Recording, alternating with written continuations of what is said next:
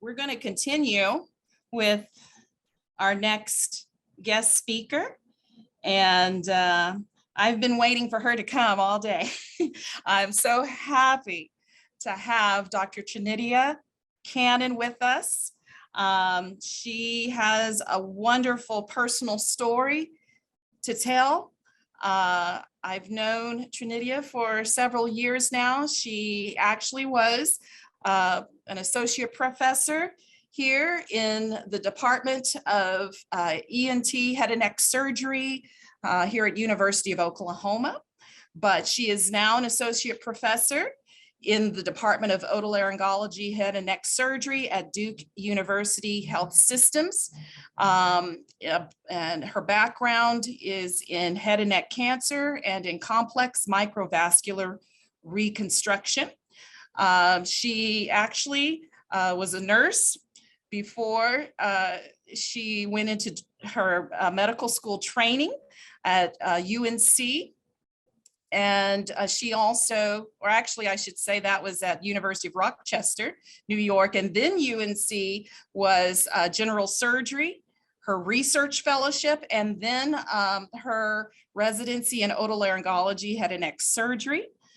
She also did a fellowship at the Medical University of South Carolina, head and neck surgical oncology and microvascular reconstruction. And she is head of the fellowship program there at Duke. And I am just so happy to have her. She has a very compelling, strong story of her own that I wanted her to share with you today. And it's entitled Traveling the Distance, My Journey to Medicine. Welcome, Dr. Cannon. Thank you for being here. Thank you so much for having me. It's been an honor. As you know, we've been trying to coordinate one of these symposiums for a couple of years now. And so I'm very delighted and honored that I can be with you all today. I'm actually in Pinehurst, North Carolina, because we have our faculty retreat this year that starts at about 6 p.m. tonight. So I drove down early just to be with you all and to get set up. Let me share my screen and I will get started.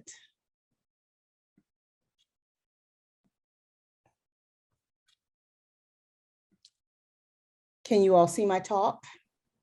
Yes. All right. Well, thank you again for having me. It is an incredible honor. Dr. Allen has been an incredible mentor to me during my time when I was at OU, and it was bittersweet for me to leave OU and to head to North Carolina. As she stated, my talk today will be about sort of my journey in medicine and how it intertwines with diversity and what many of us underrepresented and minority in medicine residents, fellow students, and physicians go through along our journey and what we have to contend with. I will interweave a little bit of that with my life's journey to get a better understanding of that. I am a consultant for Cook Medical, but as this is a non-clinical talk, I won't be talking about anything related to this company at all. What we actually see in the professional gap is that many non-underrepresented minorities in academia, whether that administrators, physicians, learners do not recognize or understand the challenges that we face matriculating through medical school, residency, and as faculty members. And what we'd like to see is that those of us who don't share our journey will actually recognize and understand the challenges that we face along sort of every aspect of our career.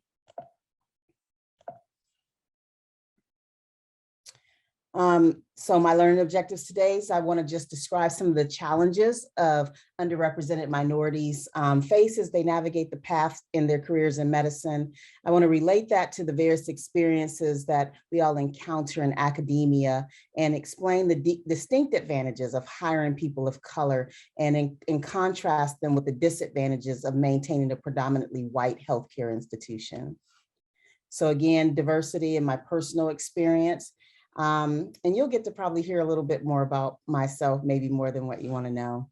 So me as a little one with my mom here, and actually my stepdad, my father passed away fairly young from pancreatic cancer. And surprisingly, I don't have a lot of pictures of him, so I can't show him, and that's pretty sad. But I was born and raised in Warren, Ohio. It's a tiny little town outside of Cleveland in the northeastern aspect of Ohio, and a tight-knit community that I was born into. I have three other siblings. I have an older brother and an older sister, and I have a younger sister. And we were mostly a lower middle class neighborhood. But at the time, I obviously didn't know what that meant. And all I knew is that I grew up in a fairly loving home that had a lot of problems. I can tell you that I don't know one person in my family who does not suffer from alcoholism, aside from myself and my brother. I mean, every aspect, if I look at my mom, my dad, my grandparents on both my mom's and my dad's side, sister, older sister, younger sister. There was somebody in my life at some point in time going through extreme alcoholism. And I mean extreme alcoholism. That's what I saw when I was growing up. Everybody was a heavy drinker, not big time partiers, but my mom would drink for days and days on end. When she was not drinking, she was a loving and caring mom. But that also meant that there was no expectation set for our future. I know that my brother and sister, my older brother and sister before me graduated high school, but there was no expectation on their grades. I remember seeing mostly D's and F's on their report cards, and they never got talked to about it. Nobody checked their homework when I came home. So it was my own ability to actually love school and the desire to please people, I think, along the way, that sort of set up my construct for doing well for myself. I was in no ways a straight A student in high school, and oftentimes a bit of a troublemaker in high school, getting into lots of fights and things like that. And at some point, didn't think I was actually going to graduate high school. At 15, I got pregnant. Obviously not a planned pregnancy, but it was a big impact. I think that I was the first student in my high school to actually have a baby, and they didn't know what to do with me. I was, at that time, I'd been on the cheerleading team for a few years. I was asked at that time that I was not a role model, so that I needed to step down and step away from being a cheerleader. And they wanted to take me out of the high school and put me into an alternative school, is what they called it. They wanted to hide me away. They didn't want that social impact on the rest of the girls that were there. I can tell you that I fought very, very hard, and my mom did too, to keep me in the high school so that I could graduate with my peers and be among my own people. And I fought also equally hard to rejoin the cheerleading team when I was there. I can tell you that my fight for staying in school and my fight for the cheerleading squad were both good efforts. After I got back on the cheerleading squad, I quit because I didn't want to be around people who didn't want me to be part of their group. I know we probably know all of these statistics, that 30% of teenage girls drop out of school, cite pregnancy and parenthood as the key reasons for not attending. My own mom didn't graduate high school. She got pregnant at 16. And with her mom being an alcoholic and nobody to watch her child, she wasn't able to complete school. 40% of teen mothers, only 40% of teen mothers finished high school. Less than 2% finished college by the age of 30. Children of teen mothers perform worse on many measures throughout high school, and 50% are more likely to repeat a grade, and obviously more likely to just drop out of high school altogether. And so this is what I was facing at the age of 15 till the time I graduated. I can tell you that even though I'd never really talked to anybody about what I wanted to be or what I wanted to do, I can tell you how many people came to me and come up to me and would just shake their head and say, well, I guess you messed up your future. Oh, we thought you were going to be the one that did something with yourself, and here you are. And so I had that stereotype labeled on my back for many, many years. I can tell you that it took a lot for me to start thinking about how to break this curse that was laid on me, how to get out of the situation that I was in. And I was a bit stumped by this dilemma, as I didn't have any resources. My parents didn't go to college. I didn't know anything about even applying for school. And so it took a lot for me to sort of break away from old friends, to develop my own aspects and figure it out. I can tell you that one of the things that I did was got a job. I got a job at McDonald's. I walked into McDonald's and talked to Guido, who was the manager at the time. And I just said, look, I need a job. I have a kid and I need work. And he said, when can you start? I said, today. The neighbor across the street agreed to watch my son for me while I finished school. She barely took any pay from me because she just wanted me to do well. Ultimately, I met this young man who's in the center, who was only 16 at the time. And, you know, it's interesting to have a 16-year-old young man be the very first person in your life to actually ask you what you want to do with your life. And so Corey, who ultimately became my future husband, we're no longer together, but he's still a very good friend of mine to this day.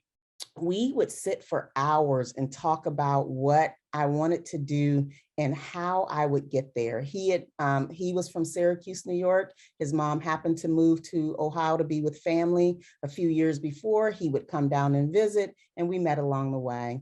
During that time, we talked about distance to school. There was no schools within an hour plus of me, and I didn't have a car at the time. So one of the things he said was that, you know, if you move to Syracuse with me, we could actually take buses to school, and there's 3 or 4 schools in the Syracuse area right away. So, you know, right after I graduated high school, I left everything behind and I moved to Syracuse, New York to be with this young man, and we developed a plan for our future. I can tell you that when I got there, my son was still young and I could not afford childcare by any means. So we decided to hold off on getting into college until my son started kindergarten. And that was the plan. In the meantime, I continued to work.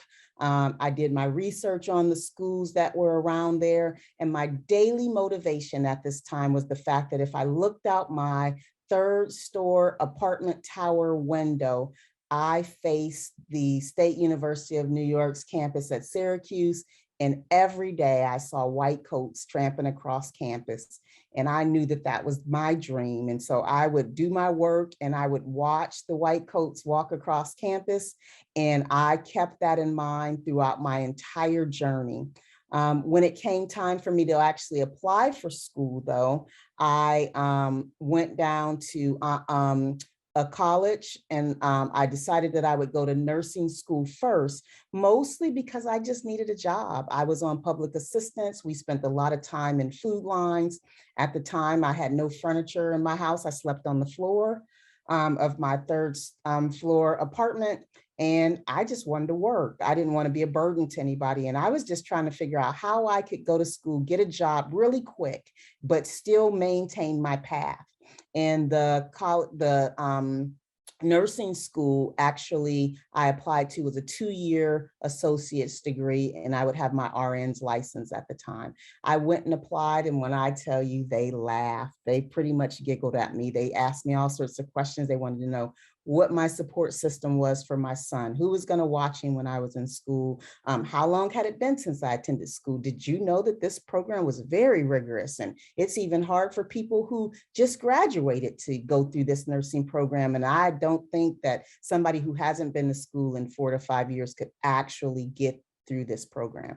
So, you know, I bowed my head and I walked away, and we came up with another plan. And so the other plan was for me to attend the community college, to sort of get back into the role of actually being in school and working and doing everything that I needed to do. So I attended Onondaga Community College for about 2 years. And I made the dean's list every year that I was there. And after 2 years, I walked back into nursing school and I set my grades down and I said, I applied again, and to their credit, they let me in after I proved that I was capable of doing that. I can tell you that in 1995, from nursing school I graduated from, I earned the top medal award that year for nursing in their state New York's Medal of Excellence in Nursing School. And then I was sort of on my way to the next role in my life. Like I said, nursing school was an interesting time for me.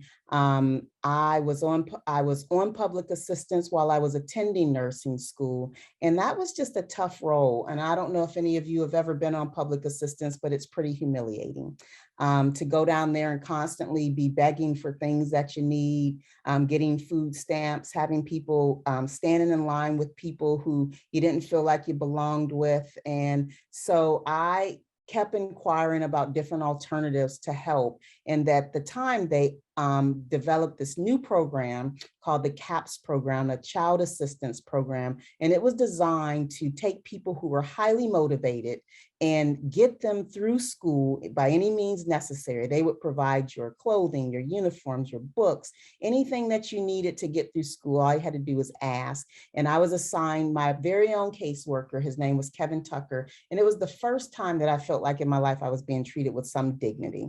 And Kevin Tucker was such a mentor to me that me and Kevin are still friends to this day. And he's pretty much attended most of my graduations along the way because he was helpful in that endeavor for me. I can tell you that even in nursing school, people didn't understand what it was like being underrepresented in medicine at that time. There was a time in class where we were taking a course on bathing patients. And, you know, so you think this is relatively simple, having this conversation. There was 3 of us who were Black in the class. All 3 of us were women. This young lady in this picture to my right was one of them. And we were taking this class and the teacher is talking about bathing people. And one of the sentences that she said was that if you happen to be bathing a Black or brown person, and the water turns dark, don't worry, they're not dirty. It's just their skin coming off. And I can remember just looking at Kendra and Renee, and we both stared at each other like, are they serious right now? And so, no, we raised our hand and I was like, no, I promise you that if the water turns dark, it probably means that they were dirty. And it was the first time I think that they had really had Black people sort of in their class and sort of getting that perspective of things from a medical side of things. And it was amazing from then how many questions we got about Black and brown patients just in general. I had the decision to go to Syracuse, New York, or a tiny Jesuit college named Lemoyne College. And I thought that I would want something smaller, just for my life and not wanting to be lost in a class. And I knew I was going to have some challenges. Math wasn't my strongest. I was going to need some tutoring when it came to things like physics and chemistry. And so I wanted some personal connections. So I applied to and got into Lemoyne's College. In addition, after a few years, I was invited to become one of their people in their special honors program. And the specials honors program was something that they set up where you stayed in one class and all the teachers came to you, and you actually got taught by all of the professors all at one time. So my history, my chemistry, my physics, they were in one class with us.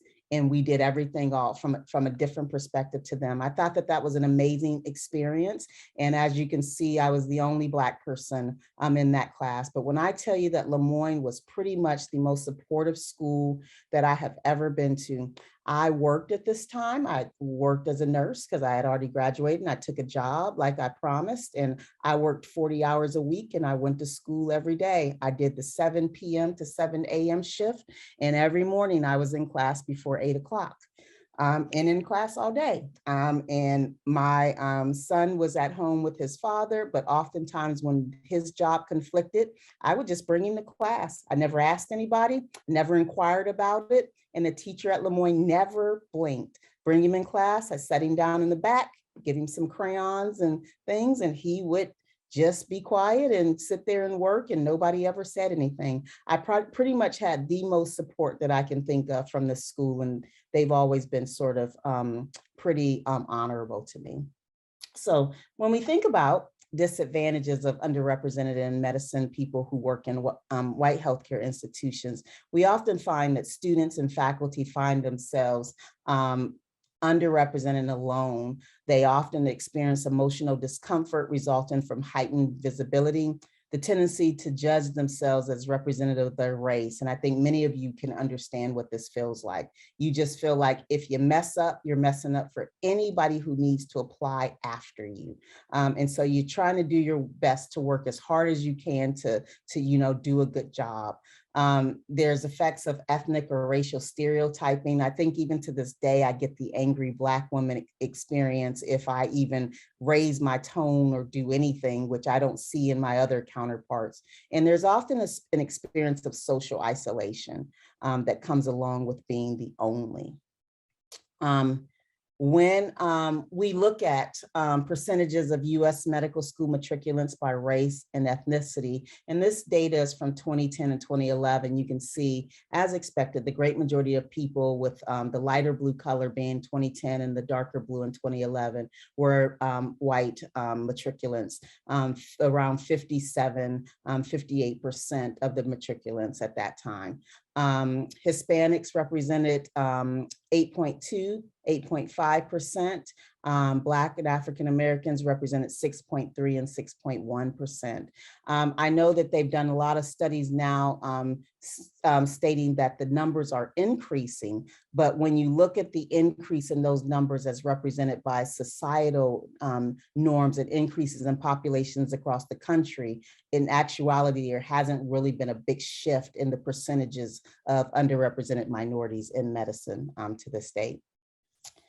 The reason why, there are lots of barriers to recruitment. I hear it to this day. I hear students who want to go into ENT, for example, are often turned away. Same application, same board source, same level of research. Somebody is telling them that they can't get in. And I don't know where that comes from. That we see that on the undergrad level. We see it almost at every level. They're being turned away and offered different positions. It happened to me right through the middle of my undergrad, great scores, honors student. I was told that I should apply to the PA program and not to the medical school program, that it was a new program, I would do great. And honestly, I had almost considered it. But again, listening and thinking about those little white coats walking down the street was the vision that I had in mind for myself. And so I turned that down. What are some of the barriers that we face? Now, I obviously won't read this very busy slide, but there's usually what we see is low MCAT scores, low undergraduate GPAs, and as rationales for why there are barriers to recruitment. Not having parents understand the process of getting somebody applied on time and in school, not having the mentors who can step up and help us throughout this process, lack of financial aid or not wanting to put ourselves in debt, no role models to look up to and look into. I know that just the sheer number of people that I met along my journey will tell me that they didn't even think medical school was possible for them.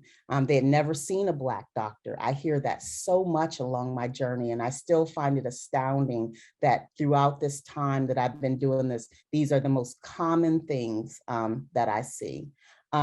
What I can tell you is that even when we're promoting and talking about students who deserved a spot, maybe everything on their CV is perfect except for their board scores or their MCAT scores, for which we all know the rationales for why they're low.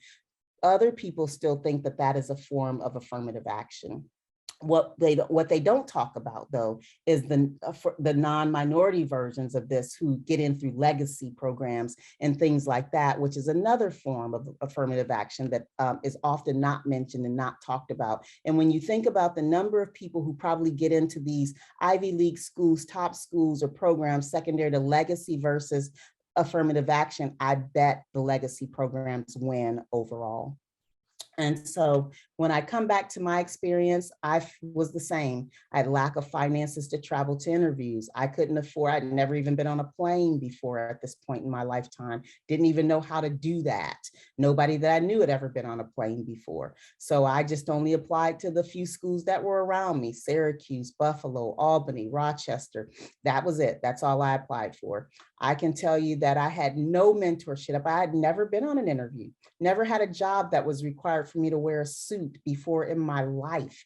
Didn't even know that that was something you're supposed to do. I showed up to my first medical school interview in a nice long pink skirt and silk shirt, and I was the only one not wearing a suit, a black suit or a blue suit and tie of some sort. And I can tell you that in between interviews, I would just go into the bathroom because I knew that I felt and looked out of place. But outside of that bathroom, I just held my head up high and just went through everything that I could go through to show as much confidence in the process as I could. There's a lot of intimidation and a lot of lack of understanding about that, lots of research, but every time somebody sent me away with an assignment, I did the assignment and I came right back. I didn't have time to study for the exam. I was working 40 hours a week. I was raising my son. I was going to school. I was cooking. I was cleaning like any other mom and wife. And I had very little time to study, let alone money to take a Kaplan review course. As such, my MCAT scores weren't the highest. I didn't have a full resume. Other people were volunteering at clinics and building their CVs. And my CV basically said that I was a mom, but it did not deter me from applying. And out of the 4 medical schools that I applied to, I got waitlisted at 3 and into 1. And that one school was the University of Rochester at the School of Medicine.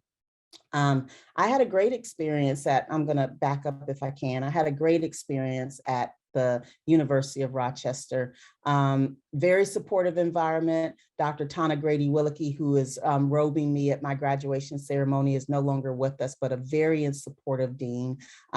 There was probably about 7 underrepresented minorities out of a class of 100, and you're looking at a few of them up here. A couple of the ladies aren't in my class, but they were in other classes, and we had our own bond and our own way of getting through things. And I felt very supported at that school, and I felt seen at that school. And it was tough. It was a hard journey, one that I just sort of had to buckle down into and put my head down. And I just, like everything else in life, I wasn't afraid to raise my hand. I wasn't afraid to ask questions, even if they seemed embarrassing, even if I felt like I didn't know anything. And I did everything in my sights to get through, and I graduated. And I set my sights on being an ENT resident. I can tell you that everybody said that was not going to happen for me. There was no way that was happening. And I had low board scores again, and you had to have a certain number of interviews in order to guarantee a spot. I can tell you that based on my low board scores, my lack of research, my lack of everything, I applied to every program in the country that I could apply to. And I got only, maybe 4 or 5 interviews out of applying to every program in the country. And I was told, just give up. Once you don't match, it's going to be so much harder to match anyplace else. And it was truly the only thing that I wanted to do. And so I, once again, put my head down and I just decided, I looked up every program that I really, truly wanted to live. I could see myself living there and working there. And I looked up each program. I found both the chair's email and the program director's email, and I wrote my own personal email to them. And that email basically said, I bet you never even opened my application. I'm sure you screened me out based on my board scores, but had you opened my application, this is what you would have learned about me. I can tell you that probably at about the other 20 programs that I applied to, I ended up getting 6 more interviews out of that. And one of them was at my favorite institution, which I wanted to go to as my #1 spot, which was the University of North Carolina. And I'll talk about that a little bit more. So what are the benefits of increasing the pool of underrepresented minorities in trainings in academia? Again, it does some of the benign things. It provides a pool of mentors for students, for them to see us and to be seen, to better serve patients. I have patients to this day that say, I sought you out just because you were a Black woman. To make the medical center more diverse and an interesting place, to bring different points of view to debates, and to provide a pool of researchers and clinical investigators who bring a different perspective to their scholarly activities, which we all know that we truly need in this day and age. And so again, I had challenges coming into this, applying. I can tell you that when I was applying for residencies, my nursing background was actually a hindrance to me. I was told that nurses follow orders, they don't give orders, doctors give orders. How would I be able to switch my mindset from one to the other?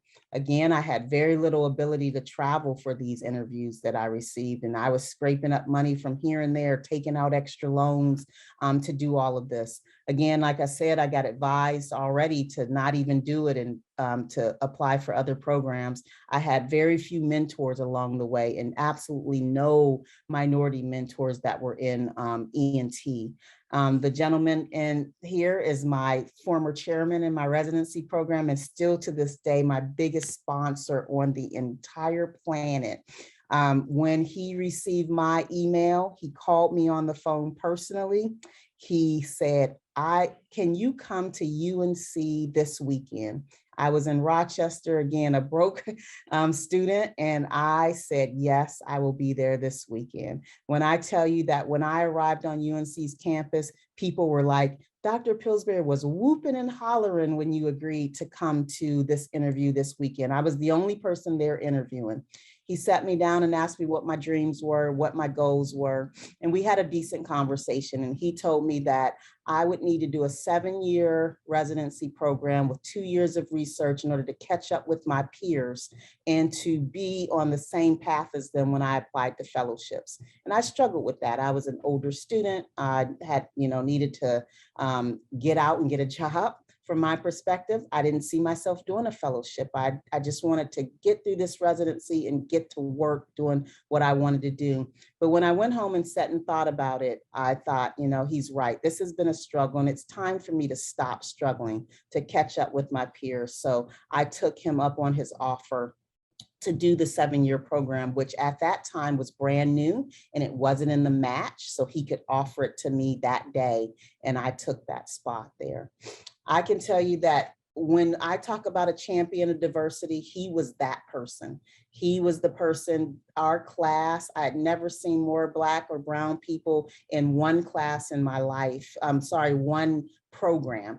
I was the second, only the second in maybe 15 years, Black person that had started the residency program, the first African-American female. But after my year, he took it upon his major goal to have 1 to 2 underrepresented minorities in every program. He would ask me my opinions of people who came in, who I thought deserved a spot, took my opinions to heart. If I really liked somebody or thought that they were somebody who could be in the program, he would offer them a position. And by the end of my residency program, I thought all residency programs looked like that. I had no idea what we were unique along the way.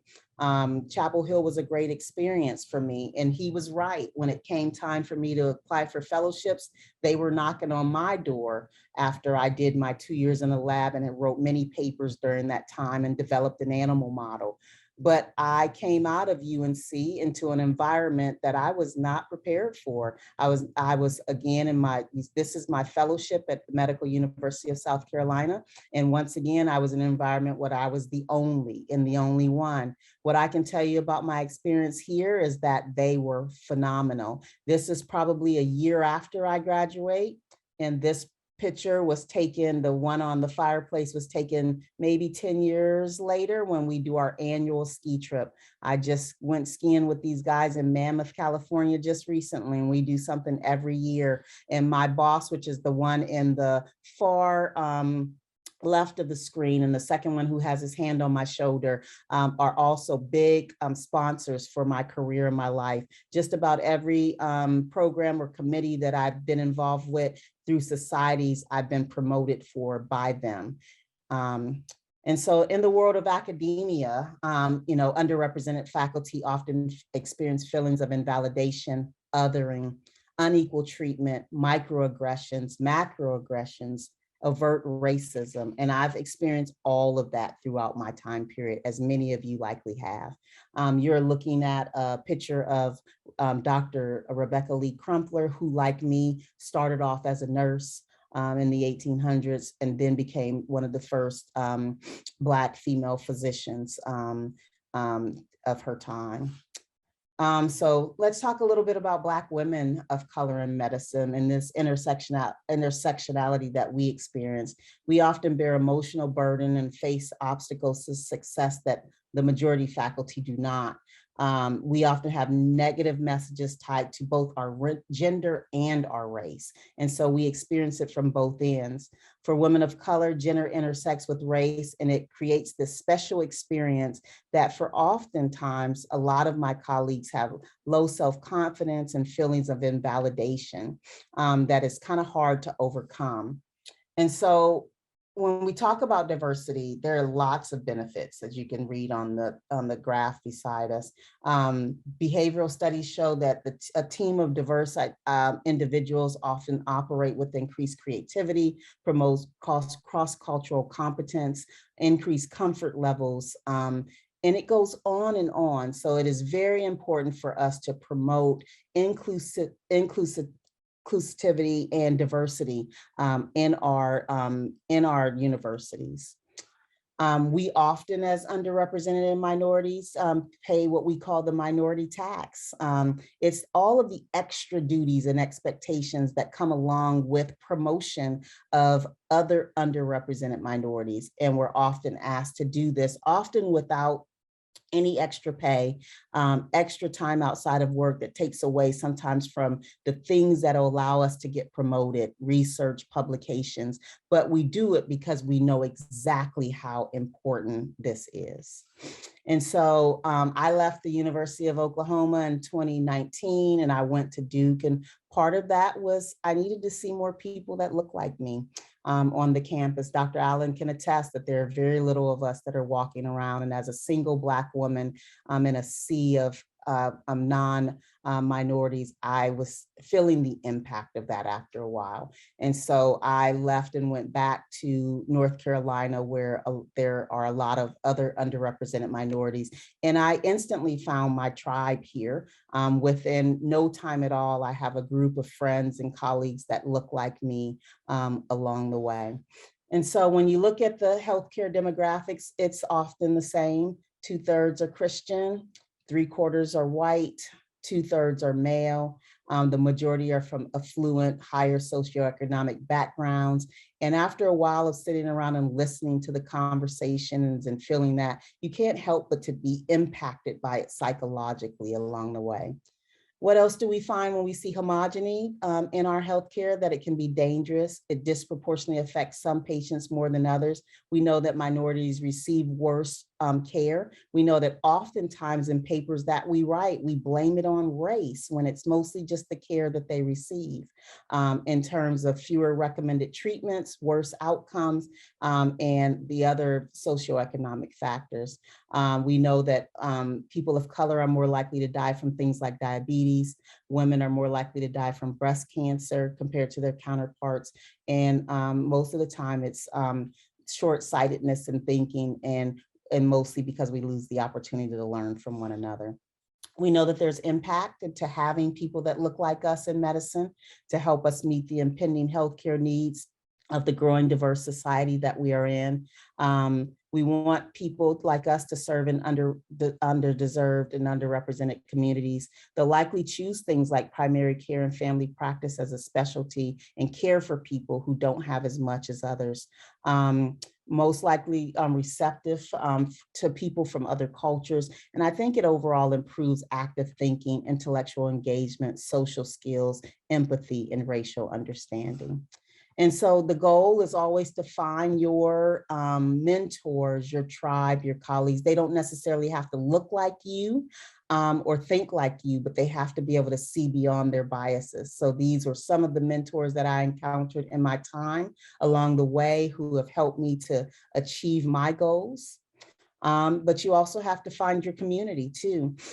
These were my friends in Oklahoma when I lived there, and these were my impact community. They kept me sane, they kept me straight, they kept me from being, stir crazy along the way. And I had to shift oftentimes from work mode to friend mode. But I found my tribe when I was there, and I found my tribe in North Carolina. My family also keeps me grounded. This is my son who lives in Oklahoma, so I often get back often to see him. And this is now my going on 3-year-old grandson, who is a delight, now taking swimming lessons and is fearless and jumping in the water, which is often sometimes pretty scary. So in conclusion, this is what a doctor looks like. And so we see those hashtags all around. There are benefits to having people at every level in medicine that look like us. This includes, but not limited to, patient satisfaction, comfort, promotion of cross-cultural competence, and improved mentorship and sponsorship.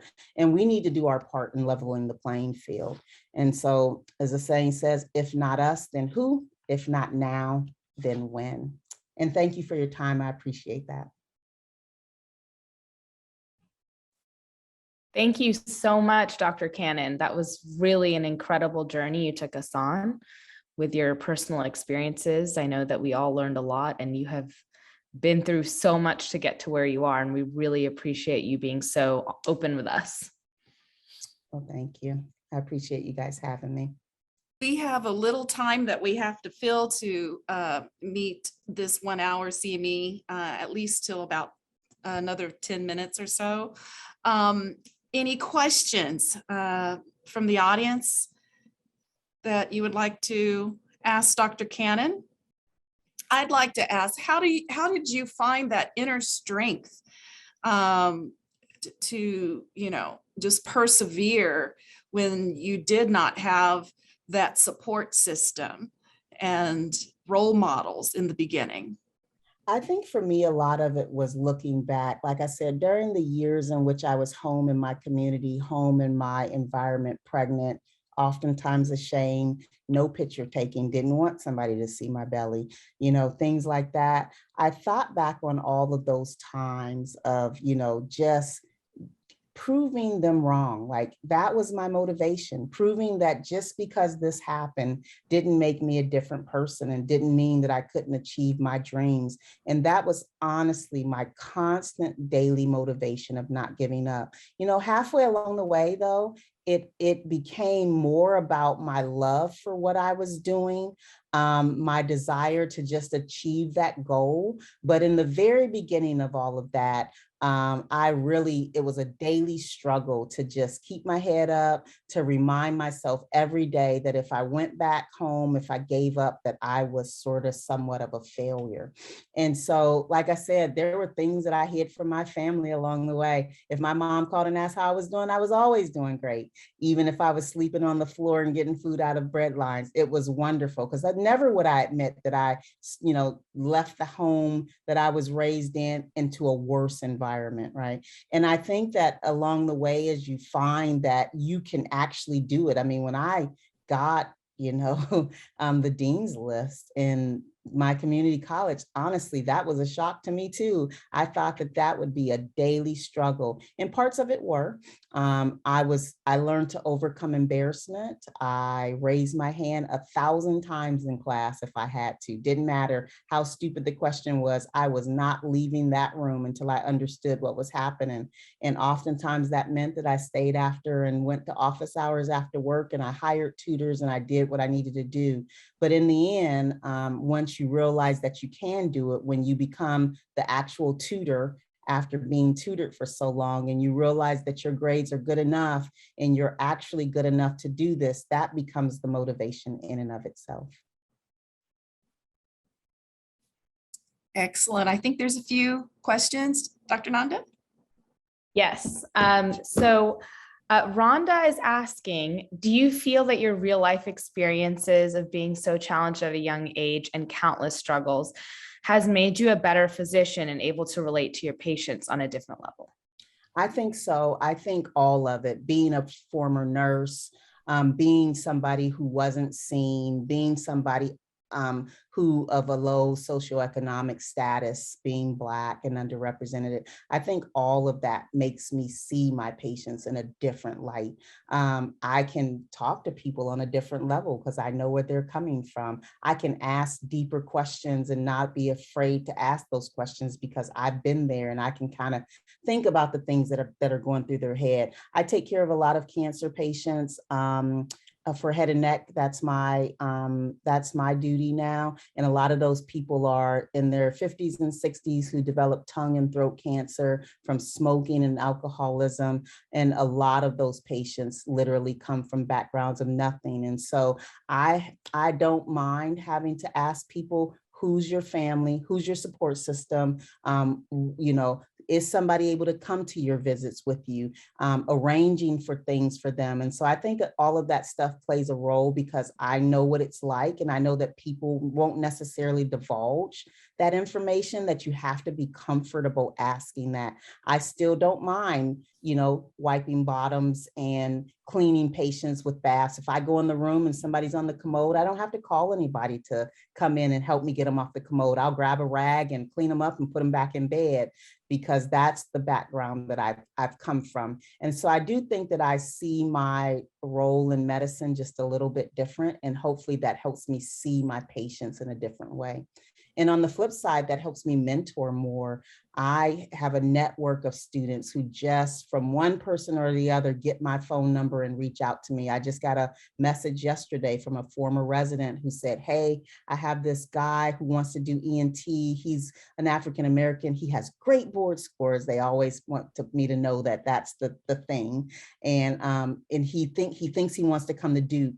Can you mentor him? And so I think that also helps me along the way, because so many people help me along the way that it's part of my drive to actually get that out to the community. Yes, you can do this. Yes, let's come up with a plan. Let's make this happen. And that all of that stuff is just very important to me. Thank you. We have another question from Dr. Papik. What do you think academic institutions can and should do to recruit more women and underrepresented minorities as faculty? I think they have to be intentional. I think we do a lot of talking about recruitment. We talk a lot about diversity, equity, inclusion. And for most people, that includes forming a committee and doing things in the community, but never actually following through with the recruitment. So I'm going to give you an example of something that's happening very recently. I have a student who wants to do ENT. She's phenomenal. CV is just outstanding. She has one flaw. She has a low board score. Both step 1 and step 2 are low. At the time of her step 1 board score, she was pregnant, and she had just recently lost her father. But she took step 2 early and sadly did not do much better. And so despite having an outstanding CV, I mean, when you interview her, she's a dream. She didn't match. She decided to, I can tell you that one program that interviewed her that I'm aware of had her ranked to match. They interviewed her knowing that her board scores were low. They had her ranked to match within the top. They're doing their rank list, and they bump her down. And the reason why they bumped her down was because they cited her board score. Well, in my opinion, if you knew her board score before you came in there and every person who interviewed her thought she deserved a spot, why bump her down just because of the score that you knew about when you decided to do the interview? And that's what I see all the time. I see it time after time after time. And I can tell you that in places where I feel like I have a strong voice, I can reach up and tilt the scales in that person's favor. But oftentimes I am the only person fighting for that person to get a spot, and it's exhausting. They have to be intentional. You have to say, you have to put your money where your mouth is. That's what Dr. Pillsbury did at UNC. He had a desire and a goal to increase the numbers. So when he looked at spots. He basically would look and determine, well, we have, X number of people in the top 10, and why do we have all young white men in the top 3 spots right here? Who else can we shift around to get the class that we want? And he was never wrong. And so I think that we need a little bit more of that, a little bit more of people actually meaning what they say when they're going to say that they're going to be inclusive. And then the other half of it is that you can't just bring them in and forget about them. You have to bring them in and you have to actually see them, help to understand where they are. One of the things I liked about my job at Oklahoma is my former boss and chairman, Greg Krimple, saw me. When I was there for a couple of months, he brought me into the office and he said, have you made friends yet? How's the community going? Who can we get you? He knew that if I wasn't going to be happy in my personal life, that I probably wouldn't stick around in that job very long. And so he did everything in his power to make sure that I was seen and represented. And so I think that if you're going to bring them in, you have to actually see them and understand their background and their culture and what you need to do in order to make them feel inclusive. Yes, amazing. Got to put your money where your mouth is. Yes. I had a question about just being a resident and having many medical students ask me about how to get to where I am, and they're having many doubts about it. And I guess I want to know, how do you actually convince someone?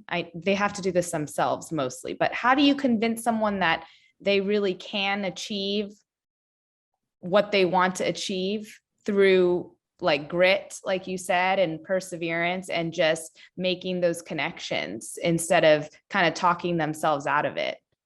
I think most of the time it involves pointing out things that they have already accomplished, but they don't see in themselves. The reality is that most of the people who want to do it have the ability to do it.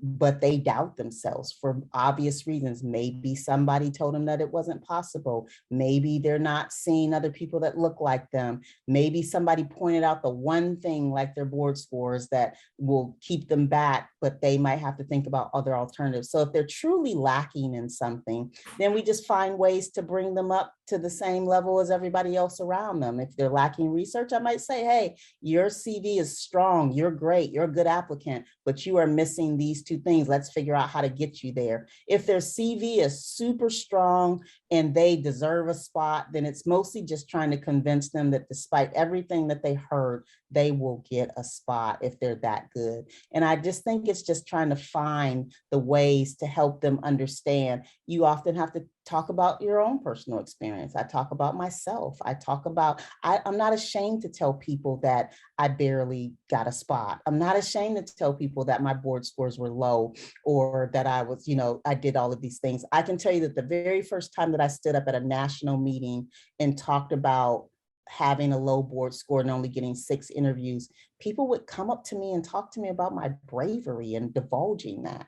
It was just such an interesting experience, because I know a lot of people who sometimes, I have colleagues who went through the match process 2 and 3 times.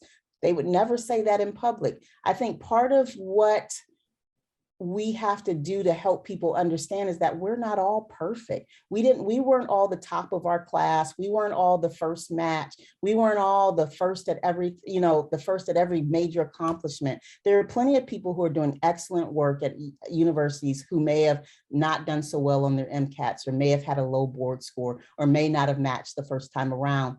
And I think if we actually make that normal for people to understand that, just because you did one minor thing in your career doesn't mean that you are set back for the rest of your life. I think that people will have a better understanding of what they can achieve sort of in the future. Right.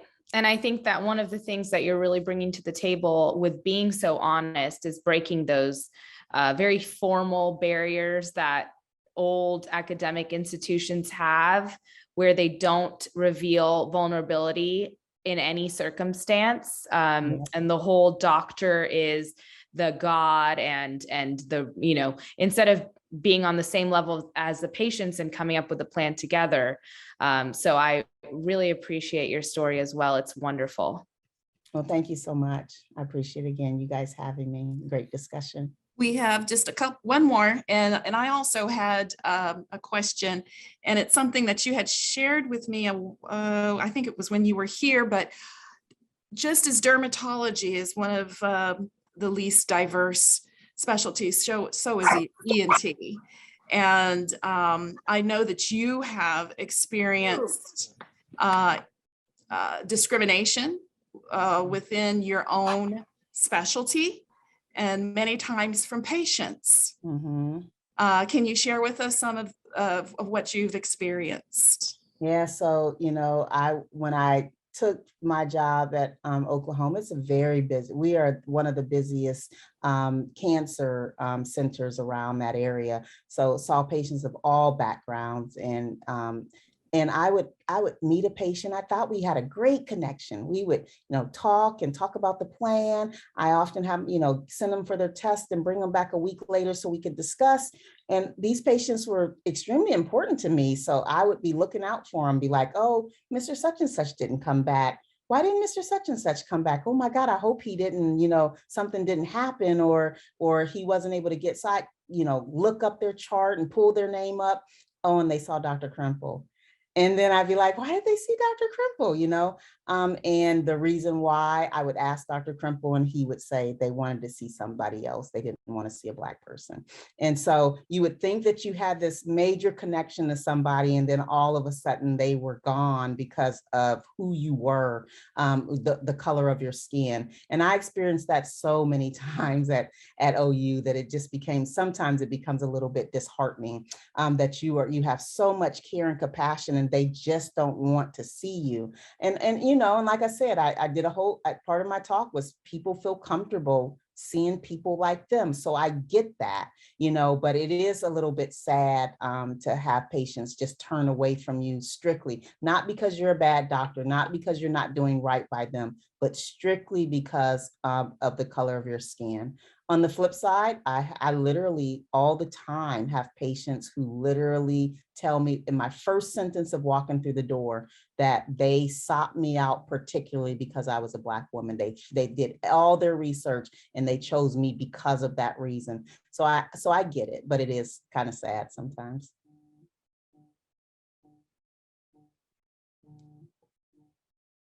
I can't hear you. You're muted, Dr. Allen. Oh, I was trying to read this very last question, sorry.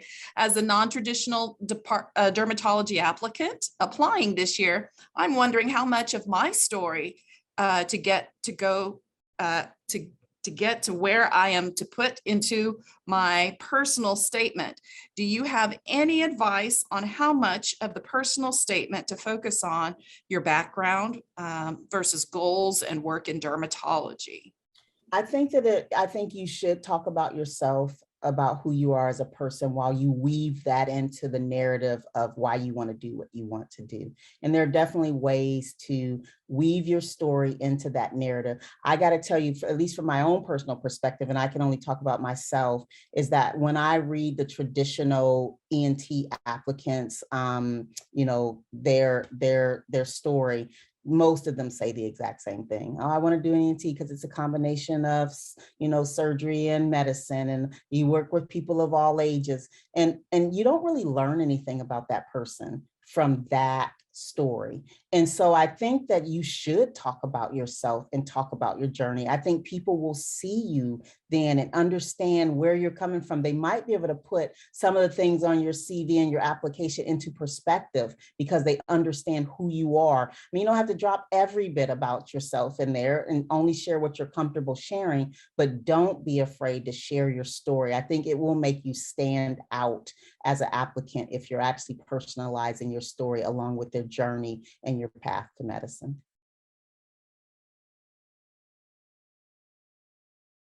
You're muted.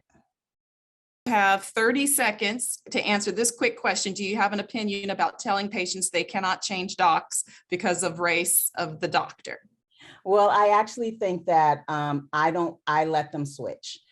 because the doctor-patient relationship is very personal. They have to trust me. Now, there are times when I'm in that room that I'm able to bring around that trust. Like if I can sense in the room that, something's off, then I will ask them personally, what's wrong? Talk to me. And then, we can get, most of the time, if I can sense it in the room and understand, we get through that and we become the best of friends during that relationship and understand each other. It's those colleagues who have left you and you didn't know why they left until a week or two later that I don't reach back out to them, because I think that that's such a trusting relationship that if something happens and they didn't trust me in the first place enough to stick with me, and there's something happens, a surgery has a complication that's an expected complication, for example, then they're going to be sad that they chose the wrong person. So I let those people leave if they don't feel comfortable with me. Not that I just want all my patients to walk away, but I do let them leave if they are not comfortable. Thank you, Dr. Cannon. This has been a wonderful hour of inspiration. I think you've touched on a lot of areas that many of us can agree with. And we hope for you to come back again. We thank you for all of that you've done. We've tried to do this for 3 years in a row. Yes. And so we're so happy that you came on this day, this symposium, because your story has woven in perfectly with many of the other talks that we've had today. So thank you so much.